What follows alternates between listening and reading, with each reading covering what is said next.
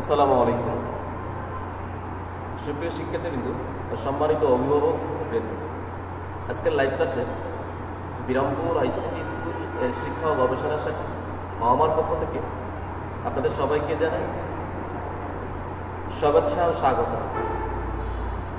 আশা করি এই মহা দুর্যোগ করোনাকালীন সময়ে আপনারা সকলে সুস্থ আছেন এবং ভালো আছেন।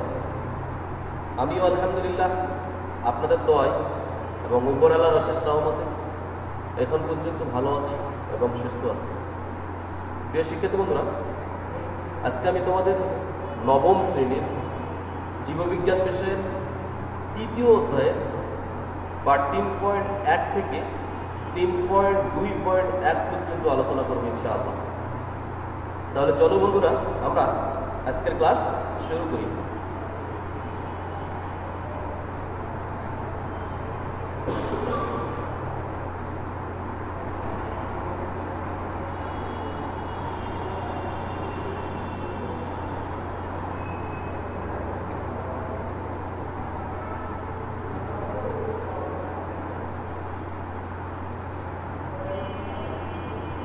শিক্ষার্থী বন্ধুরা, যে দেখতে পাচ্ছ যে জীববিজ্ঞান শ্রেণী হচ্ছে নবম, অধ্যায় হচ্ছে তৃতীয়, পাঠ হচ্ছে 3.1 থেকে 3.2.1। আর আজকের পাঠ শিরোনাম অর্থাৎ তোমাদের এই তৃতীয় অধ্যায়ে 3.1 থেকে 3.2.1 পর্যন্ত এই পাঠের শিরোনাম হচ্ছে কোষ বিভাজন। প্রিয় শিক্ষার্থী বন্ধুরা, এই কোষ বিভাজন সম্পর্কে তোমাদের আজকে আলোচনা করবো। তবে তোমাদের প্রথমে বলবো একটু মনোযোগটা তোমাদের অবশ্যই দরকার, কেননা মনোযোগ থাকলে তোমাদের ক্লাসের মাঝে অনেকটাই পড়া হয়ে যাবে, এটা আমি আশা করি। তাহলে চলো বন্ধুরা, আমরা দেখি কি আছে এরপরে।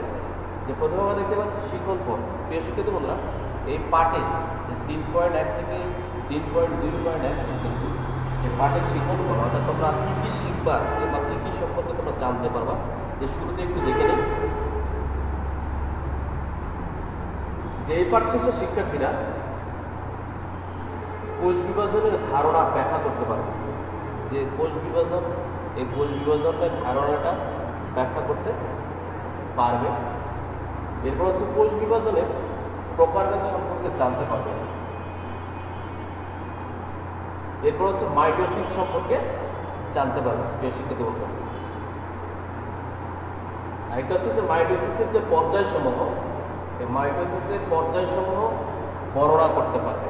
প্রিয় শিক্ষার্থী বন্ধুরা, তাহলে আমরা জানলাম যে মাইটোসিসের পর্যায়সমূহ পর্যন্ত তোমরা জানতে পারো। সেই ক্ষেত্রে তোমাদের অবশ্যই মনোযোগটা, আমি বারবার বলতেছি, মনোযোগটা তোমাদের অবশ্যই থাকতে হবে। তাহলে আমরা প্রথমে একটু দেখে নিই যে কোষ বিভাজনের আবিষ্কার।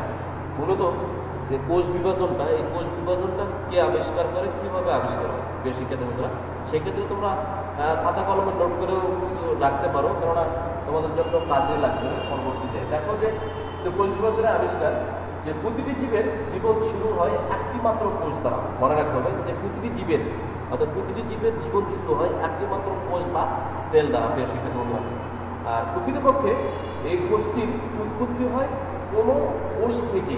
আর এই কোষটার উৎপত্তি হয়, যে কোষ বিভাজনের উৎপত্তি হয় প্রকৃতপক্ষে এই কোষের উৎপত্তি হয় কোনো না কোনো কোষ থেকে। প্রিয় শিক্ষার্থী বন্ধুরা, বিজ্ঞানী রুডলফ ভিরশাও, নামগুলো কঠিন হলেও উচ্চারণ দিক দিয়ে কঠিন হোক, তারপরেও তোমাদের মনে রাখতে হবে যে রুডলফ ভিরশাও 1858 সালে তিনি যথার্থই বলেছেন যে গাছ থেকে যেমন গাছের সৃষ্টি হয়, প্রাণী থেকে যেমন প্রাণীর সৃষ্টি হয়, তেমনি একটি কোষ থেকে আরেকটি কোষের সৃষ্টি হয়। প্রিয় শিক্ষার্থী বন্ধুরা,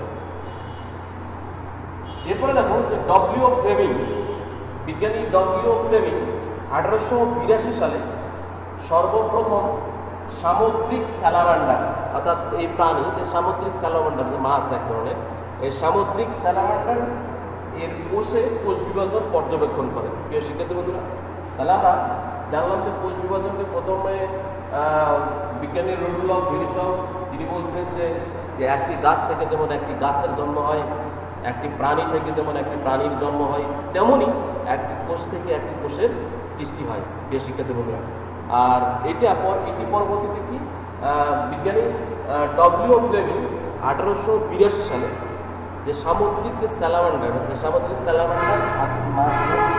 এর কোষ বিভাজন পর্যবেক্ষণ করেন। সর্বপ্রথম এটা তার সামুদ্রিক স্যালামান্ডার কোষ বিভাজন পর্যবেক্ষণ করে তিনি এটা কোষ বিভাজন নাম দেন। প্রিয় শিক্ষার্থী বন্ধুরা, তাহলে আমরা কোষ বিভাজনের আবিষ্কার সম্পর্কে মোটামুটি জানলাম। এরপর দেখবো যে কোষ বিভাজন অর্থাৎ সেল ডিভিশন, যে কোষ বিভাজনটা কি মূলত। আমরা জানি যে প্রক্রিয়ায় জীবের বৃদ্ধি ও জননের উদ্দেশ্যে কোষের সংখ্যা বৃদ্ধি ঘটে তাকে কোষ বিভাজন বলা হয়। প্রিয় শিক্ষার্থী বন্ধুরা, তোমাদের এই কোশ্চেনটা পরীক্ষায় আসে যে কোষ বিভাজন কি বা কাকে বলে। অবশ্যই তোমাদের এটা মনে রাখতে হবে যে প্রক্রিয়ায় জীবের বৃদ্ধি ও প্রজননের উদ্দেশ্যে কোষের সংখ্যা বৃদ্ধি ঘটে তাকে বলা হয় কোষ বিভাজন। প্রতিটি জীবদেহ কোষ দিয়ে তৈরি, আর প্রতিটি জীবদেহ কি দ্বারা? কোষ দ্বারা তৈরি। একটি মাত্র কোষ দিয়ে প্রতিটি জীবের জীবন শুরু হয়, মানে এই প্রতিটি জীবের জীবন শুরু হয় কি? একটি মাত্র কোষ দ্বারা। আর এই একটি কোষ থেকে পরবর্তীতে আরো কোষের জন্ম হয়। এরপরে দেখো যে বিভাজনের মাধ্যমে কোষের সংখ্যা বৃদ্ধি জীবদেহের একটি স্বাভাবিক এবং অতি গুরুত্বপূর্ণ বৈশিষ্ট্য। আর এই কোষের সংখ্যা বৃদ্ধি জীবদেহের একটি স্বাভাবিক এবং অতি গুরুত্বপূর্ণ একটা বৈশিষ্ট্য, সেটা হচ্ছে এই কোষ বিভাজন। প্রিয় শিক্ষার্থী বন্ধুরা, তাহলে আমরা যে কোষ বিভাজনটা কি মূলত সেটা আমরা জানলাম। এবারে দেখো যে কোনো জীবের দেহ একটি মাত্র কোষ দিয়ে গঠিত, এদেরকে বলা হয় এককোষী। এদেরকে কি বলা হয়? এককোষী জীব। প্রিয় শিক্ষার্থী বন্ধুরা, এই কোশ্চেনটা তোমাদের আসে জ্ঞানমূলকের জন্য, এই কোশ্চেনটা আসে যে এককোষী জীব কি বা এককোষী জীব কাকে বলে। প্রিয় শিক্ষিত বন্ধুরা, তাহলে আমরা জানলাম যে জীবের দেহের একটি মাত্র কোষ দ্বারা গঠিত তাদেরকে বলা হয় এককোষী জীব। যেমন ব্যাকটেরিয়া, অ্যামিবা। এই ব্যাকটেরিয়া এবং অ্যামিবা হচ্ছে এককোষী জীব। প্রিয় শিক্ষার্থী বন্ধুরা, এগুলো হচ্ছে খালি চোখে দেখা যায় না, যেগুলো দেখতে হলে কি লাগে? অনুবীক্ষণ যন্ত্রের প্রয়োজন হয়। প্রিয় শিক্ষার্থী বন্ধুরা, এরপর হচ্ছে প্লাজমোডিয়াম ইত্যাদি, এটা হচ্ছে এককোষী জীব। মনে রাখতে হবে তোমাদের, তোমরা এটা জানো যে ব্যাকটেরিয়া, অ্যামিবা এবং প্লাজমোডিয়াম এটি হচ্ছে এককোষী জীব। এককোষী জীব বিভাজনের মাধ্যমে একটি থেকে অসংখ্য এককোষী জীব উৎপন্ন করে। আর এই এককোষী জীবের মাধ্যমে কি হয়? যে একটি কোষ থেকে কি হয়? অসংখ্য কোষের জন্ম হয়, অসংখ্য কোষের উৎপন্ন হয়। আবার অনেক জীব একাধিক কোষ দিয়ে গঠিত। যখন একাধিক কোষ দ্বারা, অর্থাৎ যে সকল জীবের একাধিক কোষ দ্বারা গঠিত তাকে বলা হয় কি? বহুকোষী জীব। প্রিয় শিক্ষার্থী বন্ধুরা, অর্থাৎ একের অধিক তাকে বলা হয় কি? যে বহুকোষী জীব। তাহলে আমরা যে এককোষী জীব কি আর বহুকোষী জীব কি জানলাম। অনেক সময় তোমাদের বহুকোষী জীব কি এটা জ্ঞানমূলকের জন্য পরীক্ষায় আসে কোশ্চেন, সেই বিষয়ে তোমাদের মনে রাখাটা জরুরি। এরপরে দেখো যে মানুষ, বটগাছ, তিমি মাছ ইত্যাদি জীব কোটি কোষ দ্বারা গঠিত। অর্থাৎ আমাদের হিউম্যান বডিতে কত ধরনের কোষ আছে বিজ্ঞানীরা গবেষণা করে এখনো শেষ করতে পারে না। তো বিজ্ঞানীরা ধারণা করছেন যে কোটি উপর আর কি। প্রিয় শিক্ষার্থী বন্ধুরা, তদ্রূপ দেখো যে এক মানুষ, বটগাছ এবং তিমি মাছ ইত্যাদি জীব কোটি কোষ দিয়ে গঠিত। বিশাল দেহী একটি বটগাছের সূচনা ঘটে একটি মাত্র কোষ থেকে। আর এই ধরনের এইগুলার, অর্থাৎ মানুষ বলো আর বটগাছ বলো আর তিমি মাছ বলো না কেন, এখানে জীবের সূচনা ঘটে মূলত একটি মাত্র কোষ দ্বারা। অর্থাৎ একটি মাত্র কোষ থেকে পরবর্তীতে কোষের পর্যায়ক্রমে কি হয়? বৃদ্ধি পেয়ে কোটির উপরে আসে। প্রিয় শিক্ষার্থী বন্ধুরা, তদ্রূপ দেখো যে একটি বটগাছের সূচনা ঘটে একটি মাত্র কোষ থেকে, পরবর্তীতে কি হয়? কোটি কোষের সৃষ্টি হয় একটি থেকে। প্রিয় শিক্ষার্থী বন্ধুরা, এককোষী নিষিক্ত ডিম্বাণু থেকে কোষ বিভাজন প্রক্রিয়ায় একসময় কোটি কোষের একটি পরিণত কোষের সৃষ্টি হয়। অর্থাৎ এটা তোমাদের মনে রাখতে হবে যে এককোষী নিষিক্ত ডিম্বাণু থেকে, অর্থাৎ জাইগোট অর্থাৎ জাইগোট মিলন, অর্থাৎ জাইগোটের মাধ্যমে কি হয়? জাইগোট বা মিলনের মাধ্যমে কি হয়? পরবর্তীতে কোটি কোষের একটি পরিণত কোষের সৃষ্টি হয়। প্রিয় শিক্ষার্থী বন্ধুরা, এরপর আমরা জানবো যে কোষ বিভাজনের প্রকারভেদ। তোমরা যারা জিএসসি পরীক্ষায়, বিশেষ করে জিএসসি পরীক্ষায় যারা তোমাদের যে কোষ বিভাজন অধ্যায়টা ছিল, মাইটোসিস, মেয়োসিস এবং অ্যামাইটোসিস, যারা ওই অধ্যায়টা ভালো করে পড়ে আসছো তাদের জন্য এই অধ্যায়টা তোমাদের তাদের জন্য এই অধ্যায়টা খুব ইজি মনে হবে প্রিয় শিক্ষার্থী বন্ধুরা। ওগুলোই একটু বিস্তারিত প্রিয় শিক্ষার্থী বন্ধুরা। দেখো যে কোষ বিভাজনের প্রকারে কোষ বিভাজনকে 3 ভাগে ভাগ করা হয়, সেটা তোমরা ক্লাস 8-এ জানে আসছো। একটা হচ্ছে মাইটোসিস, একটা হচ্ছে মিয়োসিস, আরেকটা হচ্ছে অ্যামাইটোসিস। তোর মধ্যে থাকে এই 3টা কোষ বিভাজনের মধ্যে থাকে সব গুরুত্বপূর্ণ বেশি সেটা হলো মাইটোসিস আর মিয়োসিস। মাইটোসিস এবং মিয়োসিসটা বেশি গুরুত্বপূর্ণ, যার কারণে তোমাদের 9th সিলেবাসের মাঝে তোমাদের এই মাইটোসিস এবং মিয়োসিস নিয়ে আলোচনা করা আছে প্রিয় শিক্ষার্থী বন্ধুরা। তাহলে আমরা জানলাম যে কোষ বিভাজনের প্রকারভেদ, কোষ বিভাজনকে 3 ভাগে ভাগ করা হয়।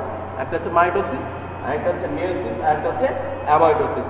এই 3 প্রকার বিভাজনের মাধ্যমে মাইটোসিস এবং মিয়োসিস নিয়ে তোমাদের 9-এর সিলেবাসটার মধ্যে আলোচনা আছে প্রিয় শিক্ষার্থী বন্ধুরা, যেহেতু এই দুইটা হচ্ছে বেশি গুরুত্বপূর্ণ। এবার আমরা জানবো যে মাইটোসিসটা কি, মূলত মাইটোসিস কিভাবে কি করে। দেখো যে এই কোষ বিভাজন প্রক্রিয়ায় প্রকৃত বা সুকেন্দ্রিক কোষ একটি ধারাবাহিক প্রক্রিয়া, বিভক্ত হয় দুটি অপত্য কোষে পরিণত হয়। সেটা তোমরা এইটাও জানে আসো যে ধারাবাহিক প্রক্রিয়া কি বিভাজিত হয় দুটি অপত্য কোষের পরিণত হয়। আর মাইটোসিসে নিউক্লিয়াস প্রায় সমানভাবে একবার বিভাজিত হয়। এটা মনে রাখতে হবে তোমাদের যে মাইটোসিসে নিউক্লিয়াস সমানভাবে কয়বার বিভাজিত হয়? একবার। আর নিউক্লিয়াসের প্রতিটি ক্রোমোজোম একবার করে বিভাজিত হয়, সেটা হচ্ছে মাইটোসিসে প্রিয় শিক্ষার্থী বন্ধুরা। সাইটোপ্লাজমও বিভাজিত হয় একবার, আর এই মাইটোসিসের মধ্যে সাইটোপ্লাজমও বিভাজিত হয় একবার। তাই মাইটোসিস বিভাজনে কোষের মাতৃকোষ অর্থাৎ মাইটোসিস যখন বিভাজিত হয় তখন কি হয় যে কোষের অর্থাৎ সেলের যে মাতৃকোষ এবং অপত্য কোষের ক্রোমোজোম সংখ্যা তথা ডিএনএ এর পরিমাণ সমান থাকে। আর অপত্য কোষের ক্রোমোজোম সংখ্যা কি থাকে? সমান থাকে। অপত্য ক্রোমোজোম বলতে ডিএনএ এর সংখ্যা কি থাকে? সমান থাকে। আর তোমরা জানো যে ডিএনএ এর পুরো নাম, তোমরা এর আগেও জানে আসছো যে ডিএনএ এর পুরো নাম হচ্ছে ডিঅক্সিরাইবোনিউক্লিক অ্যাসিড প্রিয় শিক্ষার্থী বন্ধুরা। আর শুধু যে পরিমাণে একই থাকে তা না, মাতৃকোষের ডিএনএ এর প্রায় হুবহু অর্থাৎ মাতৃকোষের ডিএনএটা কি থাকে যে একই থাকে তা না, তো মাতৃকোষের ডিএনএ হুবহু অনুলিপি যেটাকে বোঝানো হয়, হুবহু অনুলিপি অপত্য কোষে পাওয়া যায়। আর হুবহু অনুলিপিটা কি থাকে যে অপত্য কোষে পাওয়া যায়, যার কারণে একে কি বলা হয়? একে বলা হয় সমীকরণিক বিভাজন প্রিয় শিক্ষার্থী বন্ধুরা। যার কারণে অপত্য কোষে পাওয়া যায়, সেই কারণে একে সমীকরণিক বিভাজনও বলা হয় প্রিয় শিক্ষার্থী বন্ধুরা। এই কোশ্চেনটা তোমাদের অনুধাবনমূলক কোশ্চেনে আসে যে মাইটোসিসকে সমীকরণিক বিভাজন বলা হয় কেন। এই কোশ্চেনটা তোমরা জিএসেও পড়ে আসছো এবং 9-এও তোমাদের এসএসসি পরীক্ষায় কোশ্চেনটা আসছিল, অনেক বোর্ডে চলে আসছিল যে মাইটোসিসকে সমীকরণিক বিভাজন বলা হয় কেন প্রিয় শিক্ষার্থী বন্ধুরা। সেই বিষয়ে তোমাদের এটা খুব ভালো করে পড়ে নিতে হবে। এই বিভাজন প্রকৃত নিউক্লিয়াস যুক্ত, মনে রাখতে হবে এই মাইটোসিস বিভাজনটি হচ্ছে এটি হচ্ছে প্রকৃত নিউক্লিয়াস যুক্ত জীবের দেহকোষে হয়ে থাকে। জীবের কোথায়? দেহকোষে হয়ে থাকে। এবং বিভাজনের ফলে কোষের সংখ্যা কি থাকে? বৃদ্ধির মাধ্যমে প্রাণী এবং উদ্ভিদ দৈর্ঘ্য এবং প্রস্থ বৃদ্ধি পায়। আর যখন এই মাইটোসিস কোষ বিভাজনে অর্থাৎ দেহকোষে হয় থাকে তখন কি করে যে বিভাজনের ফলে কোষের সংখ্যা বৃদ্ধি পায়। কোষের সংখ্যা বৃদ্ধির মাধ্যমে কি হয়? প্রাণী এবং উদ্ভিদের দৈর্ঘ্য অর্থাৎ প্রাণী এবং উদ্ভিদের দৈর্ঘ্য প্রস্থ কি পায়? যে দৈর্ঘ্য প্রস্থ বৃদ্ধি পায় প্রিয় শিক্ষার্থী বন্ধুরা। এটা মনে রাখতে হবে তোমাদের, কেননা এইখান থেকে তোমাদের এই লাইনটা থেকে তোমাদের বহু নির্বাচনী কোশ্চেন হয়। প্রাণীর দেহকোষে এবং উদ্ভিদের বর্ধনশীল অংশ, অর্থাৎ উদ্ভিদের বর্ধনশীল অংশ বলতে মূল, মুকুল অর্থাৎ ভিতরে যে পাতার পরিস্ফুটন যে সেখান থেকে মুকুলদম এগুলোকে বোঝানো হয়। যে উদ্ভিদের বর্ধনশীল অংশ অর্থাৎ ভাজক টিস্যু যেখানে থাকে, অর্থাৎ মনে রাখতে হবে এখানে তোমাদের অনেক সময় বহু নির্বাচনী কোশ্চেন উদ্ভিদের বর্ধনশীল অংশ শুধু বলবি বর্ধনশীল অংশ অর্থাৎ মূল, কাণ্ড, পাতা এইগুলোকে মূলত ইত্যাদিকে বোঝানো হয়। যে বর্ধনশীল অংশের ভাজক টিস্যু মাইটোসিস প্রক্রিয়ায় বিভাজিত হয় প্রিয় শিক্ষার্থী বন্ধুরা।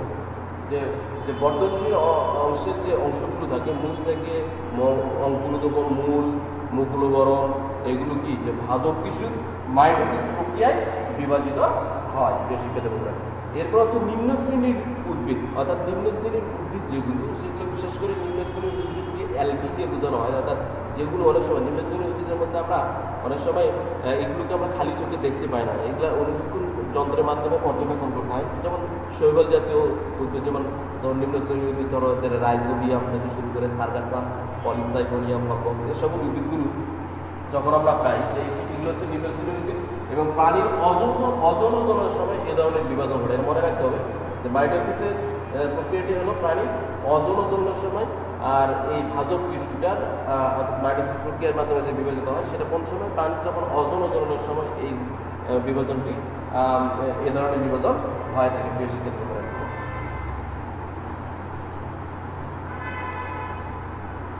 বেশি ক্ষেত্রে বন্ধুরা এবারে আমরা দেখবো যে মাইটোসিসের পর্যায় সমূহ। আর এই মাইটোসিসের পর্যায় তোমরা এর আগেও জানা আসছে যে মাইটোসিসের পর্যায় কয়টা, এটাও জানা আসছে যে মাইটোসিসের পর্যায় হচ্ছে 5টা। সেটা হলো প্রোফেজ, প্রোমেটাফেজ, মেটাফেজ, অ্যানাফেজ আর টেলোফেজ। বেশি ক্ষেত্রে বন্ধুরা আর এর মধ্যে থেকে তোমাদের আজকে দেখি যে অবশ্যই তোমাদের একটু গুরুত্ব দিতে হবে, কেননা এখান থেকে তোমাদের কোশ্চিন হয় যে মাইটোসিস বিভাজন একটি অবিচ্ছিন্ন বা ধারাবাহিক প্রক্রিয়া। এই বিভাজনে প্রথমে ক্যারিওকাইনেসিস বিভাজন ঘটে। শিক্ষিত বন্ধুরা আর ক্যারিওকাইনেসিস কাকে বলে সেটা তো তোমরা জানো, তোমরা এই হচ্ছে যে কি বলে ক্লাস 8এও পড়ে আসছো যে ক্যারিওকাইনেসিস হচ্ছে যেটা হচ্ছে নিউক্লিয়াসের বিভাজনকে ক্যারিওকাইনেসিস বলা হয়, আর সাইটোকাইনেসিস হচ্ছে সাইটোপ্লাজমিক বিভাজনকে সাইটোকাইনেসিস বলা হয়।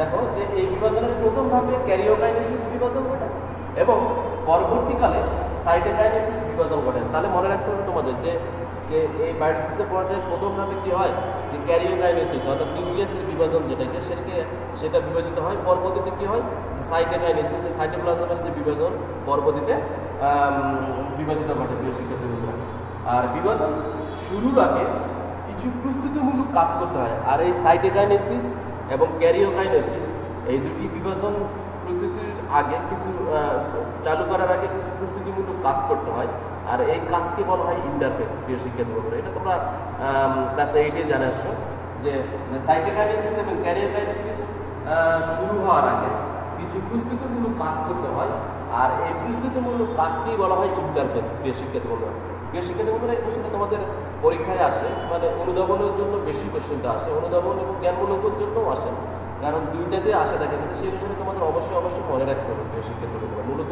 ইন্টারফেসটা কি, যে আবারও তোমাদেরকে বলি যে ক্যারিওকাইনেসিস এবং সাইটোকাইনেসিসের বিভাজন শুরুর আগে কিছু প্রস্তুতিমূলক কাজ করতে হয়, মূলত তাকেই বলা হয় ইন্টারফেস। যে শিক্ষার্থী বন্ধুরা দেখো এবারে খেয়াল করো যে প্রোফেজ। আমরা যে শুরুতেই আমরা একটু দেখবো যে এই যে মাইটোসিসের পর্যায়ে হচ্ছে 5টা, তোমাদের প্রথমেই বললাম। একটা হচ্ছে প্রোফেজ, এরপর হচ্ছে প্রোমেটাফেজ, এরপর হচ্ছে মেটাফেজ, এরপর হচ্ছে টেলোফেজ, এরপর হচ্ছে প্রোফেজ, প্রোমেটাফেজ, মেটাফেজ, অ্যানাফেজ আর টেলোফেজ। এই 5টার মধ্যে প্রথম ধাপটা আসতেছে কি প্রোফেজ।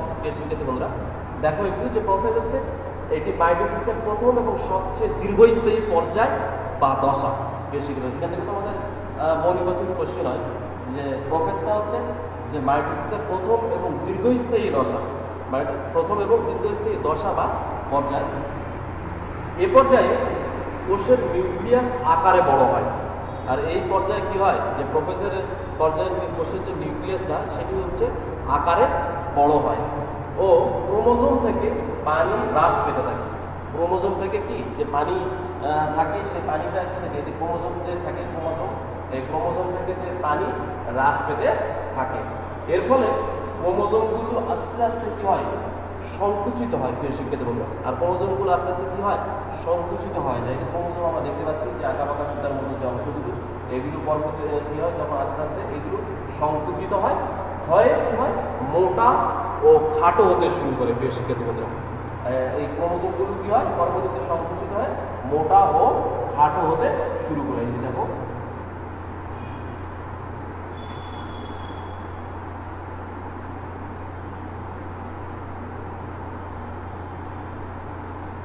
যে যৌগ পরিবর্তন যন্ত্রে তখন এদের দেখা সম্ভব হয় না। যৌগ পরিবর্তন যন্ত্র তখন এদের দেখা সম্ভব হয় না। এই পর্যায়ে প্রতিটি ক্রোমোজোম সেন্ট্রোমিয়ার ব্যতীত লম্বালম্বি দুইভাবে বিভক্ত হয়, দুটি ক্রোমাটিড উৎপন্ন করে। সেন্ট্রোমিয়ার ব্যতীত দুটি লম্বালম্বি বিভক্ত হয় কি হয় দুটা ক্রোমাটিড গঠন করে। প্রিয় শিক্ষার্থী বন্ধুরা আর ক্রোমোজোমগুলো যখন কুণ্ডলিত অবস্থায় থাকে তখন এদের সংখ্যা গণনা করা যায় না। আর এই যে ক্রোমোজোমগুলো দেখতে পাচ্ছি চিত্রের মধ্যে খেয়াল করো যে ক্রোমোজোমগুলো যখন কুণ্ডলিত অবস্থায় থাকে অর্থাৎ পেঁচানো কুণ্ডলিত অবস্থায় যখন থাকে তখন কি হয়, কুণ্ডলিত অবস্থায় থাকার কারণে এদেরকে গণনা করা যায় না। যখন কুণ্ডলিত অবস্থায় থাকে পেঁচানো অবস্থায় থাকে তখন এদেরকে গণনা করা যায় না। প্রিয় শিক্ষার্থী বন্ধুরা,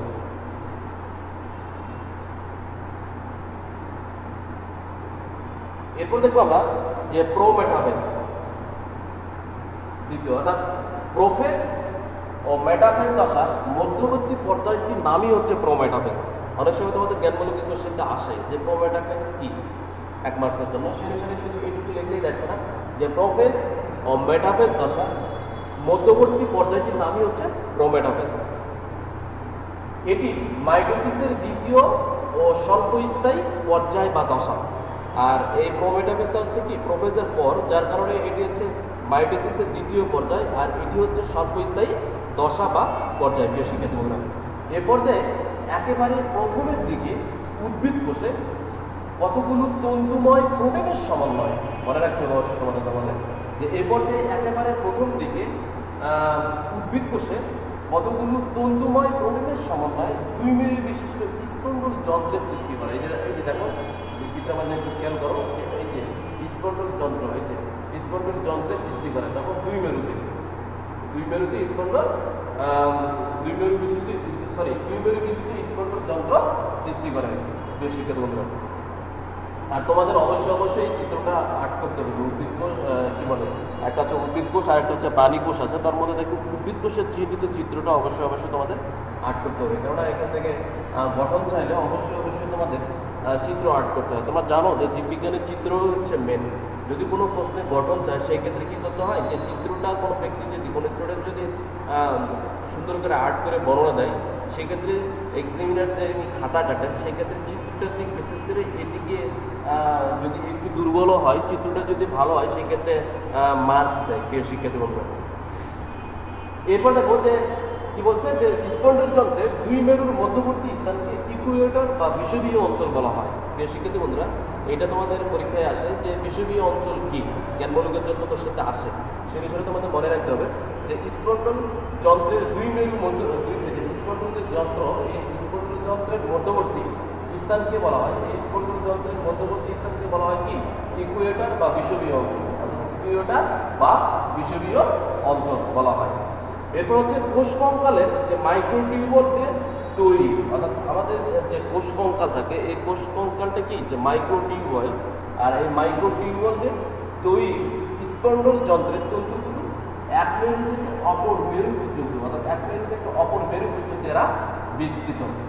এদেরকে স্পন্ডল তন্তু বলা হয়। প্রিয় শিক্ষার্থী বন্ধুরা, এই কোশ্চেনটা তোমাদের এসএসসি পরীক্ষায় এর আগে আসা দেখা গেছে যে স্পন্ডল তন্তু বলতে কি বোঝায়, অনুধাবনের জন্য এই কোশ্চেনটা আসে, অনেক সময় জ্ঞানমূলকের জন্য আসে। সেই অনুসারে তোমাদের অবশ্যই মনে রাখতে হবে যে স্পন্ডল তন্তু হলো যে কোষ কঙ্কালের স্পন্ডল যন্ত্রের তন্তুগুলো 1 মেরু থেকে, অর্থাৎ স্পন্ডল যন্ত্রের তন্তুগুলো 1 মেরু থেকে যখন অপর মেরু পর্যন্ত বিস্তৃত থাকে তখন এদেরকে বলা হয় স্পন্ডল তন্তু বলা হয়। প্রিয় শিক্ষার্থী বন্ধুরা,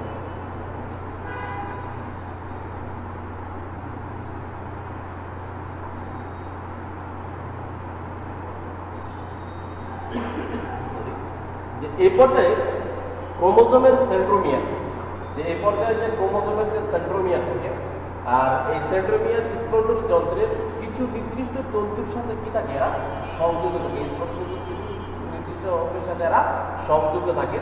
এই অংশগুলিকে বলা হয় আকর্ষণ তন্তু। প্রিয় শিক্ষার্থী বন্ধুরা, তাহলে আকর্ষণ তন্তু কি, যে সেন্ট্রোমিয়ার ক্রোমোজোমের সাথে সেন্ট্রোমিয়ারের স্পন্ডল যন্ত্রের কিছু নির্দিষ্ট তন্তুর সাথে সংযুক্ত থাকে। যখন স্পন্ডল যন্ত্রের কিছু নির্দিষ্ট তন্তুর সাথে সংযুক্ত থাকে তখন এই তন্তুগুলোকে বলা হয় আকর্ষণ তন্তু। প্রিয় শিক্ষার্থী বন্ধুরা, আর ক্রোমোজোমের সাথে এই তন্তুগুলো সংযুক্ত বলে এদেরকে ক্রোমোজোম তন্তুও বলা হয়। আর এই আকর্ষণ তন্তুগুলো কি স্পন্ডল ক্রোমোজোমের সাথে এই তন্তুগুলো সংযুক্ত থাকে। আর যে ক্রোমোজোম থাকে এই ক্রোমোজোমের তন্তুগুলোর সাথে দেখতে পাচ্ছ চিত্রের মাঝে ক্রোমোজোম তন্তুগুলোর সাথে সংযুক্ত থাকে, বিধায় একে ক্রোমোজোম তন্তুও বলা হয়। প্রিয় শিক্ষার্থী বন্ধুরা,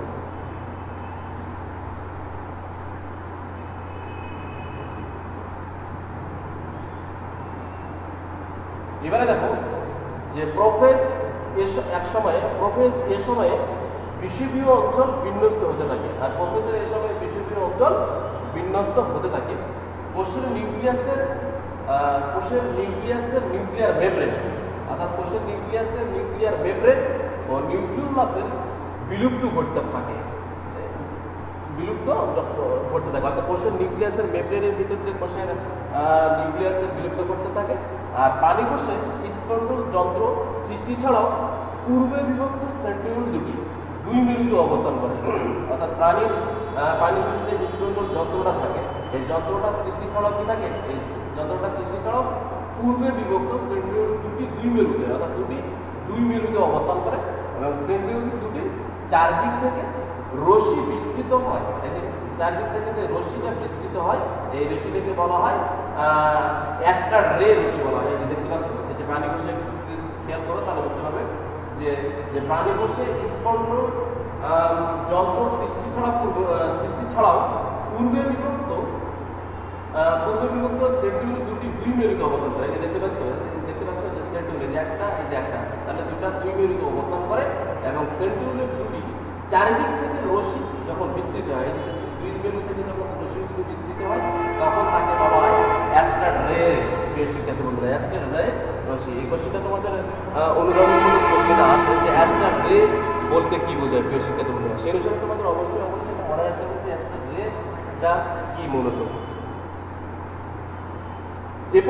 এরপরে দেখো যে মাইটোসিসের তৃতীয় ধাপ অর্থাৎ প্রোফেজ, প্রোমেটাফেজ, এরপরে আসতেছে কি মেটাফেজ। প্রিয় শিক্ষার্থী বন্ধুরা, মেটাফেজটা দেখে একটু খেয়াল করি যে মেটাফেজটা কি মূলত কি বৈশিষ্ট্যগুলো আমরা লক্ষ্য করেছি। এই পর্যায়ে প্রথমে সব ক্রোমোজোম স্পন্ডল যন্ত্রের বিষুবীয় অঞ্চলে অবস্থান করে। আর এই স্পন্ডল যন্ত্রগুলো কি, এরা এই যে দেখতে পাচ্ছ চিত্রের মধ্যে একটু খেয়াল করো, এই যে এই বিষুবীয় অঞ্চলে এরা অবস্থান করে। প্রিয় শিক্ষার্থী বন্ধুরা, আর প্রতিটি ক্রোমোজোমের সেন্ট্রোমিয়ার বিষুবীয় অঞ্চল এবং বাহু দুটি, অর্থাৎ এটা প্রতিটি সেন্ট্রোমিয়ার যে বিষুবীয় অঞ্চল এবং এর যে বাহুগুলো থাকে এই বাহুগুলো কি যে মেরুমুখী। প্রিয় শিক্ষিত বন্ধু, এই বাহুগুলো হচ্ছে মেরুমুখীভাবে অবস্থান করে। এই পর্যায়ে ক্রোমোজোমগুলো কি হয়, কখনো মোটা হয় আবার কখনো খাটো প্রকৃতির হয়। প্রিয় শিক্ষিত বন্ধু, তাহলে আমরা মেটাফেজের বৈশিষ্ট্য এবং মেটাফেজ সম্পর্কে জানলাম। এরপরে দেখো যে মেটাফেজের আরো কিছু আছে, বৈশিষ্ট্য আছে যে প্রতিটি ক্রোমোজোমের ক্রোমাটিড দুটি, অর্থাৎ এই প্রতিটি ক্রোমোজোমের যে ক্রোমাটিড দুটি থাকে এই ক্রোমাটিড দুটি আকর্ষণ যখন কমে যায় এবং বিকর্ষণ যখন শুরু হয়, যখন আকর্ষণ কমে যায় পরবর্তীতে কি হয় তখন বিকর্ষণ শুরু হয়।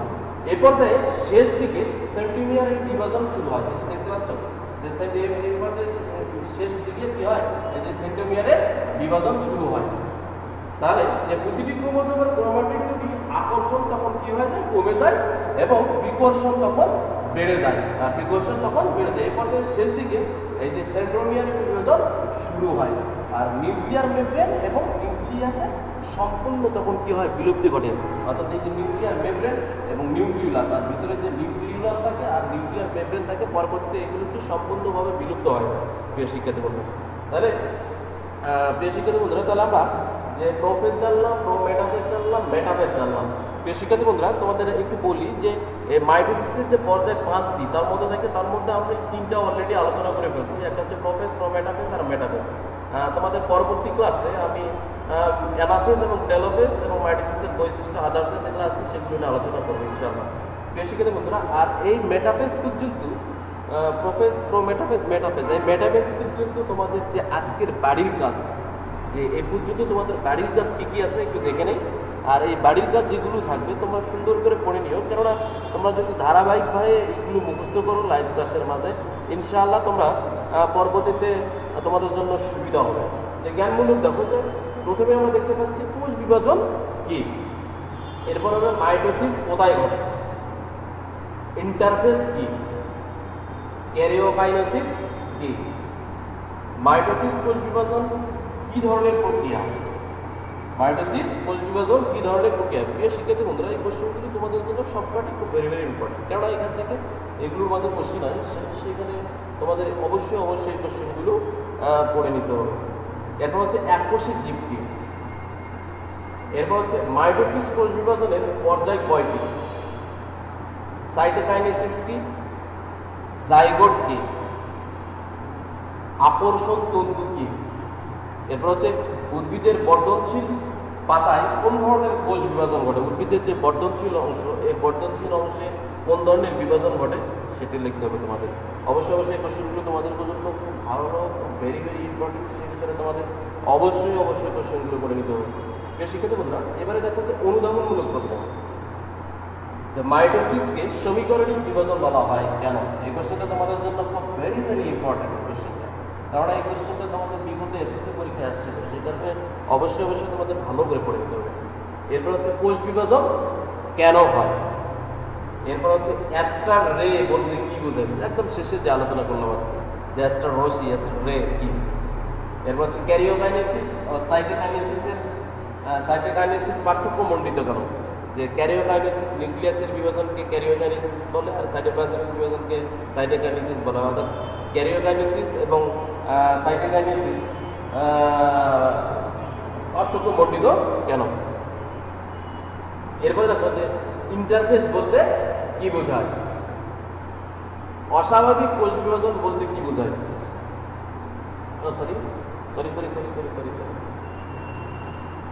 অস্বাভাবিক কোষ বিভাজন বলতে কি বোঝায়? এরপর হচ্ছে মাইটোসিস কোষ বিভাজনের প্রবেশ ধাপে ক্রোমোজোম খাটো ও মোটা হয়। যে মাইটোসিস যে কোষ বিভাজন, অর্থাৎ মাইটোসিস কোষ বিভাজনের প্রবেশ ধাপে ক্রোমোজোম খাটো ও মোটা হয় কেন? প্রিয় শিক্ষার্থী বন্ধুরা, এই কোশ্চেনটা তোমাদের জন্য আসে, পরীক্ষায় আসে। আর এরপর হচ্ছে সকল ট্রাকশন তন্তু স্পন্ডন তন্তু, কিন্তু সকল স্পন্ডন তন্তু ট্রাকশন তন্তু নয় কেন? প্রিয় শিক্ষার্থী বন্ধুরা, এই কোশ্চেনটা তোমাদের জন্য গুরুত্বপূর্ণ। প্রিয় শিক্ষার্থী বন্ধুরা, এই কোশ্চেনগুলো তোমাদের খুব ভালো করে পড়ে নিতে হবে, কারণ এইগুলোর মাঝেই তোমাদের পরীক্ষায় কোশ্চেন আসে। প্রিয় শিক্ষার্থী বন্ধুরা, আমরা আজকে ক্লাসের একেবারে শেষ পর্যায়ে এসে পৌঁছে গেছি। প্রিয় শিক্ষার্থী বন্ধুরা, তোমাদের শেষে যে অনুধাবন এবং জ্ঞানমূলক কোশ্চেনগুলো দেওয়া হলো, এই কোশ্চেনগুলো তোমরা সুন্দর করে পড়ে নিও। আর একটা কথা বলবো, তোমরা একটু বুঝে পড়বা, ইনশাল্লাহ বুঝে পড়লে মনে থাকে। বুঝে যদি ঠান্ডা মাথায় দু একবার করে পড়ো, ইনশাল্লাহ, যেহেতু তোমাদের এইটাও এই সিলেবাসের মাঝে এটা ছিল মাইটোসিস কোষ বিভাজনটা, সেটা এইটে পড়ে আসছো, সেটা দুই একবার করে পড়লে ইনশাল্লাহ হবে। তবে কোশ্চেনগুলো একটাও তোমরা ছাড়বা না, সবগুলো সুন্দর করে পড়ে নিবা।